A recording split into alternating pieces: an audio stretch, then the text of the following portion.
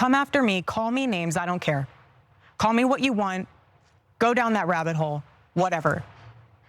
But when you go after my family, my Turning Point USA family, my Charlie Kirk show family, when you go after the people that I love, and you're making hundreds and thousands of dollars every single episode going after the people that I love because somehow they're in on this, no. All right, folks, buckle up. We've got a drama-filled episode today that's tearing apart the conservative media landscape. It's a tale of accusations, betrayals, and a whole lot of questions surrounding the tragic death of Charlie Kirk. We're talking about Candace Owens, Charlie Kirk's widow, Erica, and even Tucker Carlson weighed in on what many are calling an assassination. The establishment narrative is being challenged, and let me tell you this. When the right starts eating at its own, you know there's something juicy to unpack. They're diving deep into the accusations, the theories, and the absolute chaos that's unfolding.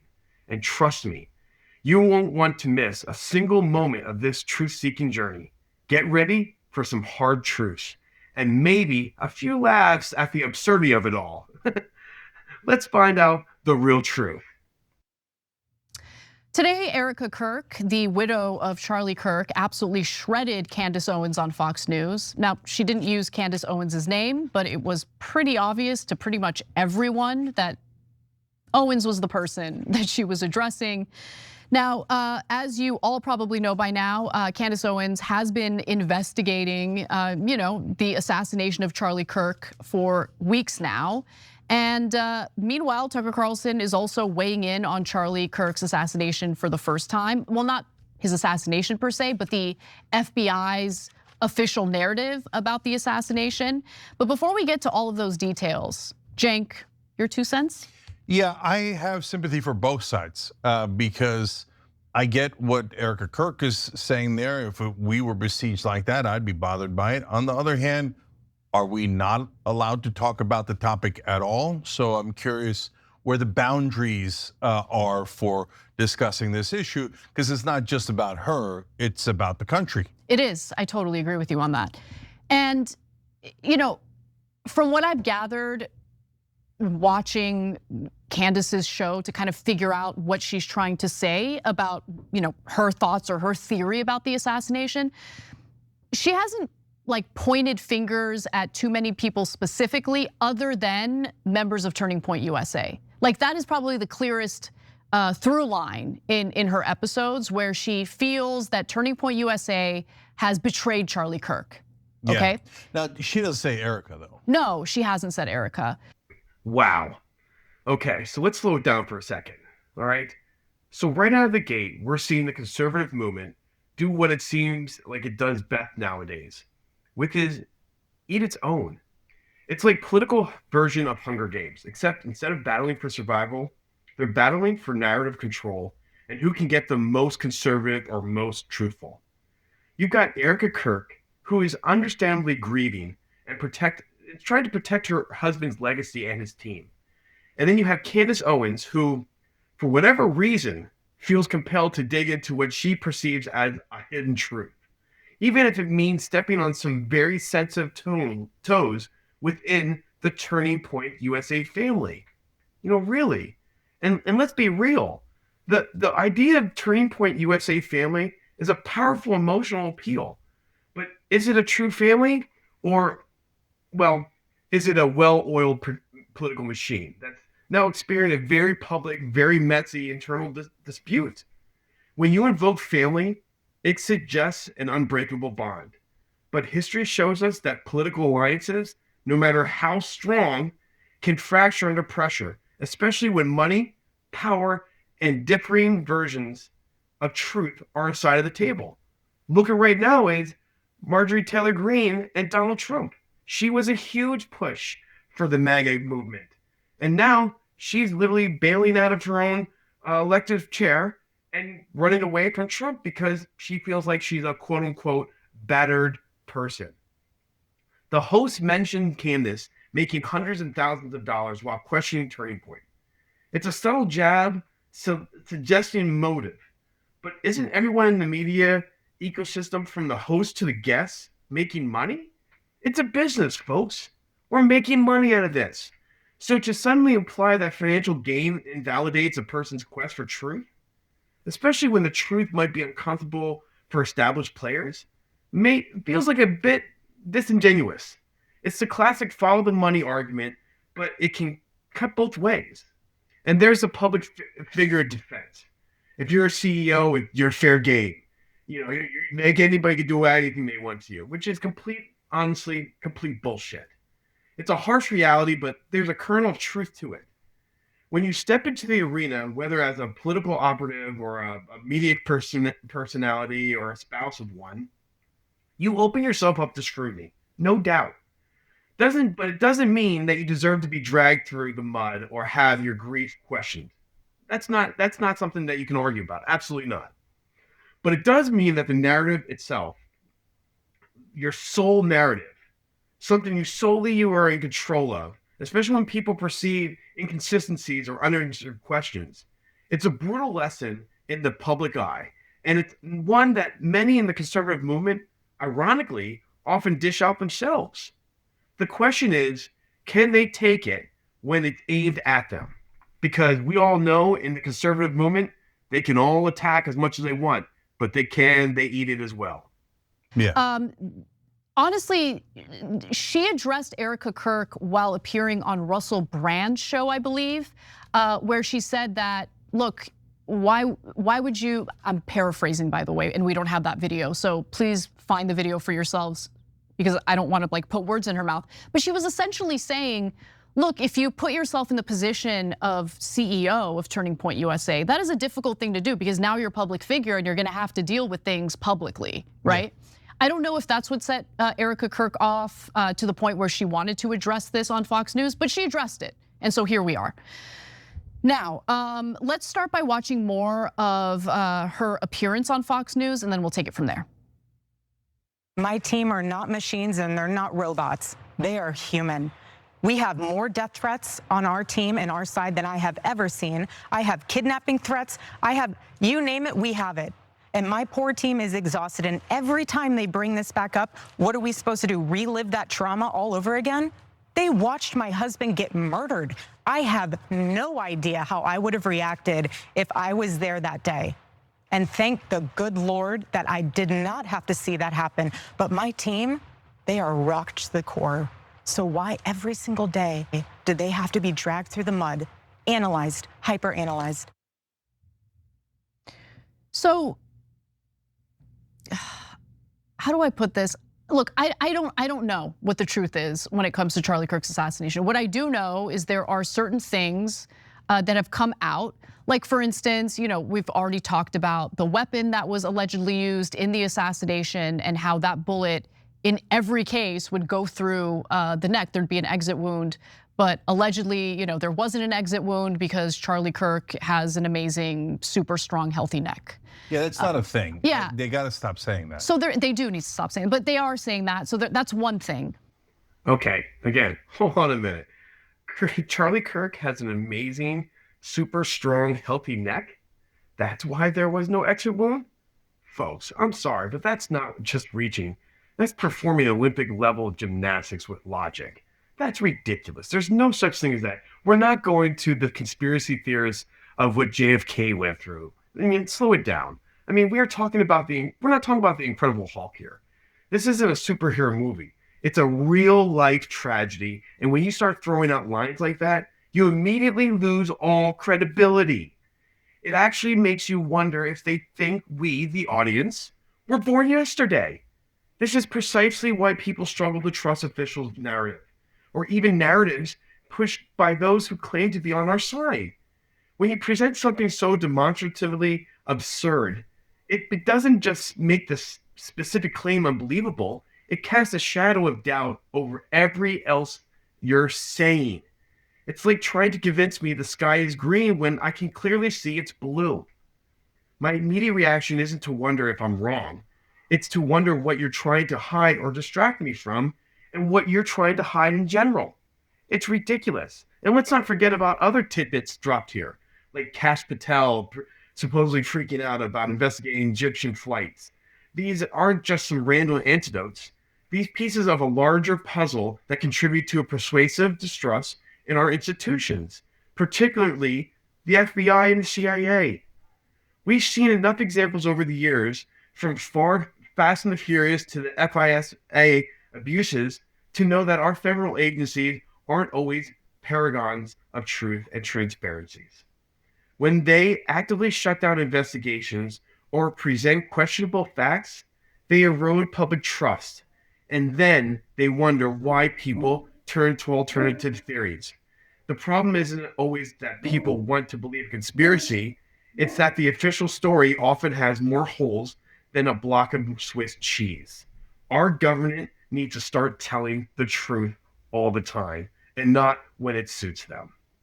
There was also that New York Times report about the Egyptian flights that weren't being investigated, or at least there was a call within the FBI to investigate it, and for whatever reason, Kash Patel freaked out about it and didn't want to investigate that. I think that's an issue, and that adds to the distrust the public has toward the FBI and our federal institutions. I'm developing a stronger opinion on this story as we go. But here's the other thing. I also don't want to fall down a rabbit hole and be unreasonable and convince myself or delude myself that something far more nefarious is happening than is actually happening. You get what I'm saying? Yeah, so it's like, it's such a terrible thing to like try to balance this and stay grounded in reality. Because I do want the truth. I really do want the truth. Yeah, it's funny you say that it's a terrible thing, because I think it's a great thing. But the rest of society makes us feel like it's terrible. How dare you try to find out what the truth is without smearing people? Because half of the folks say, no, you have to believe my conspiracy theory right now. Don't wait for all the evidence to come in. I'm positive you have to say it if you don't, you're the bad guy, right? And the other half say, don't you ever talk about it.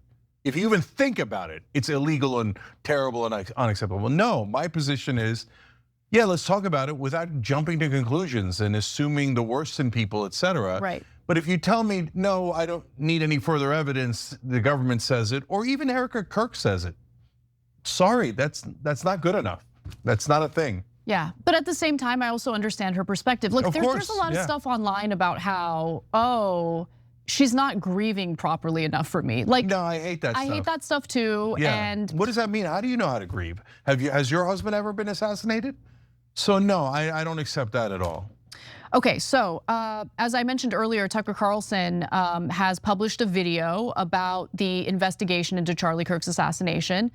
He's talked about Charlie Kirk's assassination before, obviously, but in terms of the sleuthing and the distrust toward the FBI and whether or not the official narrative is to be believed, he never weighed in on that until today. And here's what he has to say about it.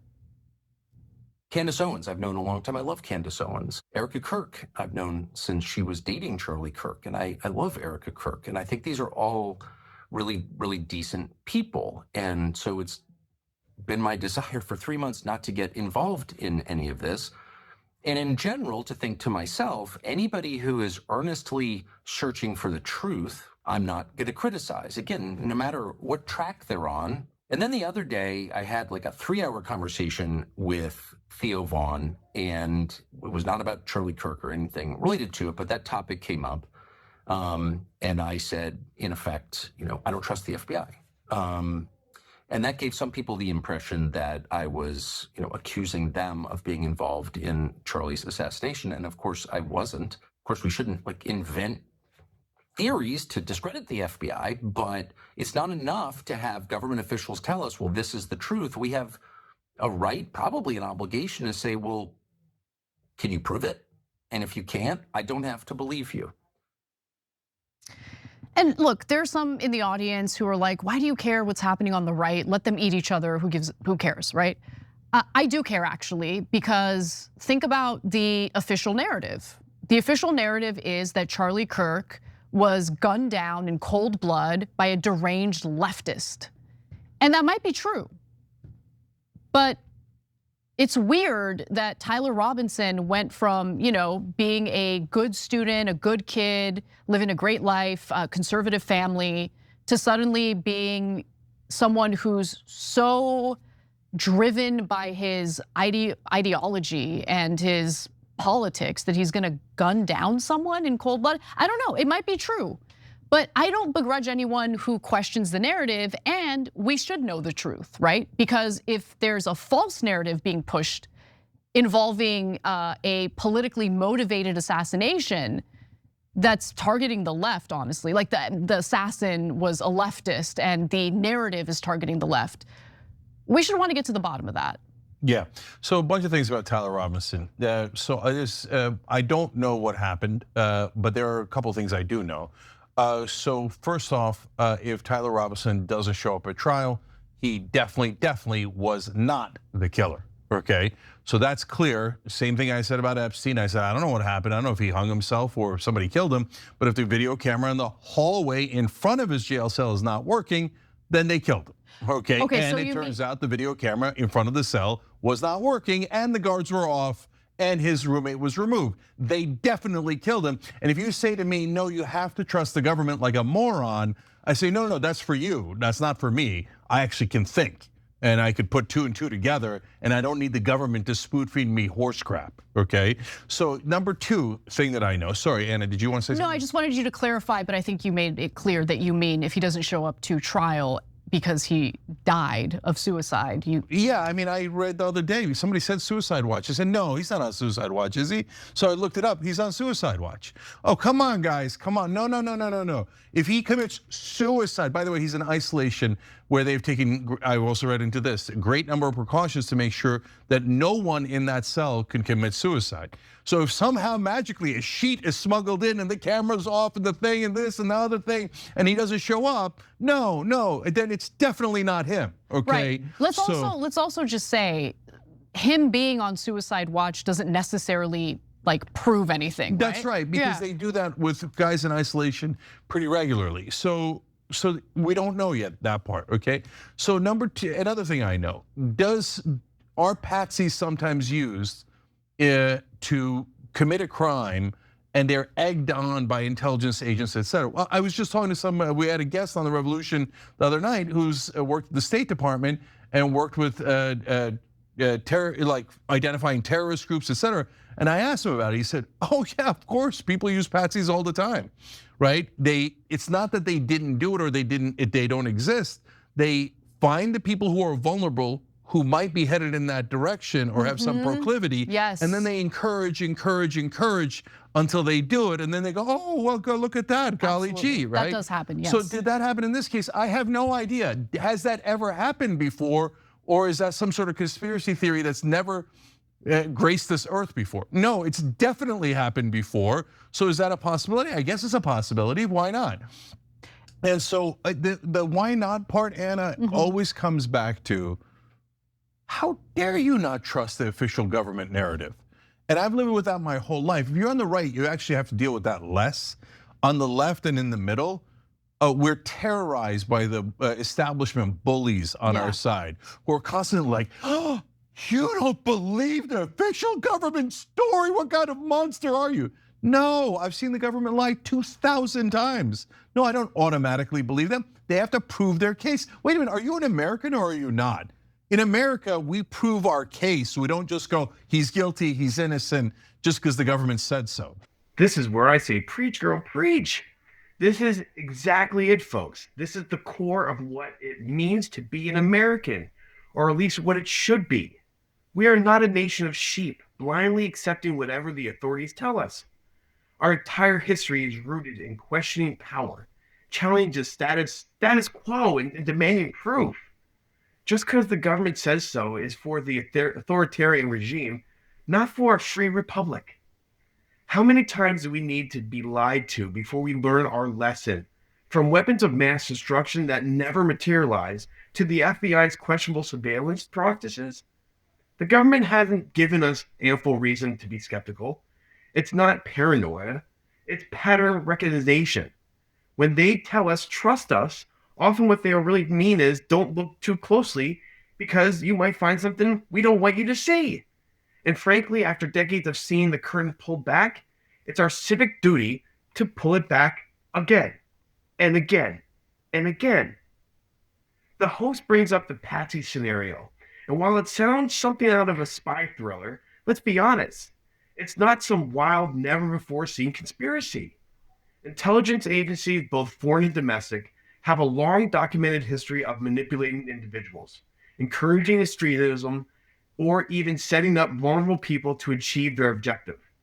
To dismiss this, possibly out of hand, especially when the official narrative has glaring inconsistencies, is to willfully ignore reality.